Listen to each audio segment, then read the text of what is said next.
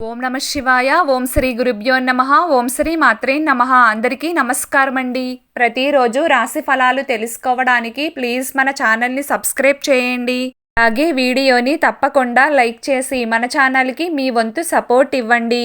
గోచార్య రీత్యా కుంభరాశి వారు ఎటువంటి శుభ అశుభ ఫలితాలు పొందుతారో తెలుసుకోవాలంటే ఈ వీడియోని స్కిప్ చేయకుండా చివరి వరకు చూడండి. కుంభరాశి వారు ఈ రోజున ఎంత జాగ్రత్తగా ఉంటే అంత మంచిది అని గ్రహచారం చెబుతుంది. ఈ రోజున మీ మాట తీరు బాగుండేలా చూసుకోవాలి. మీ మనస్సు బాగోలేదు అనుకున్నప్పుడు తక్కువగా మాట్లాడే ప్రయత్నం చేయండి. ఇంట బయట గొడవలకు దూరంగా ఉండాలి. ముక్కుసూటిగా మాట్లాడే ప్రయత్నం అస్సలు చేయకండి.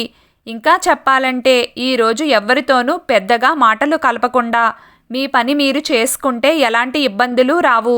రోజంతా కాస్త ప్రశాంతంగా గడుస్తుంది. లేకుంటే గొడవలకు దిగాల్సి వచ్చి మనశ్శాంతి కోల్పోతారు. ఈ రోజున కుంభరాశి వారికి ఆర్థిక పరంగా వ్యతిరేక ఫలితాలు కనిపిస్తున్నాయి. డబ్బును ఖర్చు చేసే విషయంలో ఆచితూచి వ్యవహరించాలి. అనవసర ఖర్చులకు దూరంగా ఉండే ప్రయత్నం చేయండి. అలాగే డబ్బును అప్పుగా కూడా ఇవ్వకండి. షూరిటీ సంతకాల విషయంలో జాగ్రత్తగా ఉండాలి. నమ్మక ద్రోహం జరిగే ఆస్కారం ఉంది కాబట్టి మీ జాగ్రత్తలో మీరు ఉండడం చాలా మంచిది. వృత్తి ఉద్యోగ వ్యాపార రీత్యా తగిన జాగ్రత్తలు తీసుకుంటే ఎలాంటి ఇబ్బంది ఉండదు. భాగస్వామి వ్యాపారాలు చేసేవారు లాభనష్టాలను ఒకసారి చెక్ చేసుకోవాలి. కొత్త విధానాలకు దూరంగా ఉండాలి. కెరియర్ పరంగా కొత్త ఆలోచన ఉన్నప్పటికీ కార్యరూపం దాల్చడానికి కొంత సమయం పడుతుంది. ఉద్యోగస్తులకు సాధారణంగా ఉంటుంది. మాట్లాడే ముందు 1-2 సార్లు ఆలోచన చేసి మాట్లాడాలి. లేకుంటే సహోద్యోగులతో గొడవలు ఏర్పడవచ్చు. విద్యార్థులు చదువు పట్ల అశ్రద్ధ చేయకండి. కుంభరాశి వారు ఈరోజు ఆరోగ్యం విషయంలో తగిన జాగ్రత్తలు తీసుకోవాలి.